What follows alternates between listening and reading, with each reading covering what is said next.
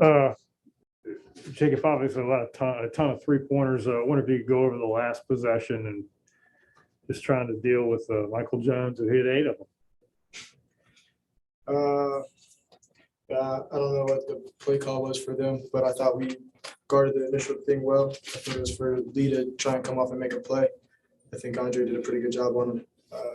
I don't know how open Jones was, but in a situation like that, he's already made 7. Got to find a way to make a put on the deck, and we didn't do it. How about the defensive pressure that seemed to get you in command there for a while, and what do you think it did to them, and how did you do it? Their offense is tough to guard. They've shown everybody that all year. They came out in the first half and shot the lights out. I think we were 2 lackadaisical on defense.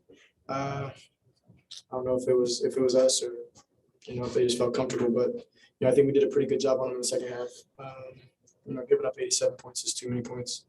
You put yourself in a position to go to overtime and couldn't finish down the stretch. And you had that lead with about 3 minutes left, and I don't know if their defense caused you to start missing shots, or the Spiders just had some bad looks and missed shots. What was your sort of assessment of that? No, I thought we got good looks. Grant's been shooting the ball well all year. Him at the top of the key is a good shot for us, I believe.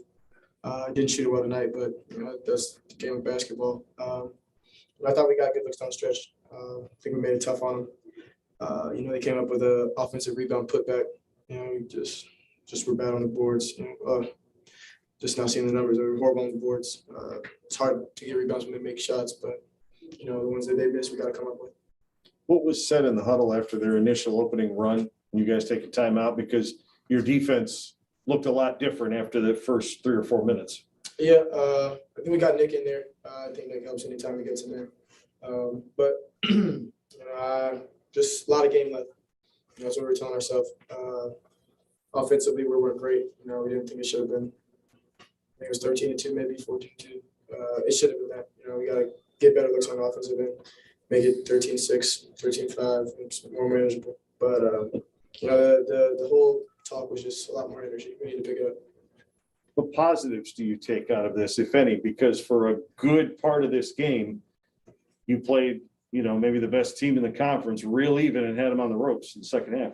Yeah, we fought hard. There's not really positives from losing. You get to learn, I guess, but just can't come up flat every damn game. David, do you have a question? Yeah, just real quickly, Jake. You guys have had big comebacks this year against Central and Hofstra and Toledo. Does that give you the confidence that even though you fall behind a team such as Davidson 16-2, that you're capable of erasing that? Yeah, it's a long game. 40 minutes of basketball time. It's 2 hours of real time. There's a lot more time to make up for it. But all those teams you named, they're not Davidson. Davidson's a tough team. You can't give them a hot start like that. You can't let a guy like Mike Jones make his first 6 threes. You got to make it tough on him. Great game. Just a terrific game. We've played a lot of great games with Davidson. Their shot making is so impressive. They got off to a fast start, and they were able to. I don't know what our lead was in the second half, but they were able to, they were able to keep chipping away, keep playing. I thought our energy, aggressiveness, everything in the second half, I thought we were terrific. Obviously, Jones had an incredible night, and that's obviously a very good team, and that stings a little bit, but a lot of encouraging things, and doesn't feel like it at the moment, but a lot of encouraging things. So we're looking forward to Tuesday night's game at Fordham. Coach Mooney, could you discuss that last defensive possession, and if there's much more you could have done? It appeared as though that was a contested 3. And yeah, there are 11 seconds left. So if there was less time, we might have gone with a smaller lineup, and it didn't matter that we didn't switch because Jones was he didn't have a screen or anything like that. but there's 11 seconds. There's enough time for them to throw the ball inside. There's enough time for them to do plenty, much of a play. I was a little surprised Lee had the ball when they came down the court. And then I thought we handled the ball screen well, and he threw the ball across to Jones. Now that's the right guy to throw it to. But I thought we guarded him well and contested the ball well. And again, it's, there's enough. They don't need a three because the game's tied. So if you just deny them the ball, they're so good at cutting. They might have he might cut for a layup. So you have to play very close to him, of course. But I thought we handled that well, and he made a great shot, and 8 for 9 from 3 in a college game is out of this world. That wasn't the Spiders' first troublesome start this year. Do you have a clue as to? It seems like defensive issues are the problem in most of these starts. Would you For sure. concur? Yeah, for sure. I don't necessarily know exactly, other than they're, we're not defending as well in those first 4 minutes. Those usually are not usually, often have been our worst 4 minutes, in that, we need to defend better and guard better to start the game. Obviously we're extremely familiar with the conference opponent, Davidson. We've mostly played them twice a year. So, those kinds of things, there's nothing surprising or anything like that. Just, maybe a little bit of focus and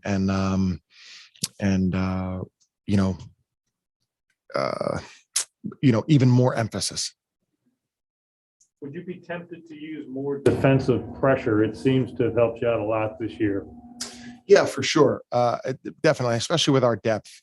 Some teams are very hard to press, or the the result of it is not necessarily worth what you're trying to do. And some teams, we feel like it's helpful in different ways, whether that's creating turnovers or, for Davidson, maybe not letting them run quite as much of their offense. Maybe they start their offense with 18 seconds rather than 24 seconds. They're a great transition team too. So yeah, I think so. I think, we have some length and athleticism, and obviously a little bit of a knack. Press was big tonight, and I thought we executed the end of the game great. Tyler's 3 was really, really well run play. We were able to press and have a great trap on Lee and get a turnover. Isaiah didn't force anything when he had the ball along the baseline.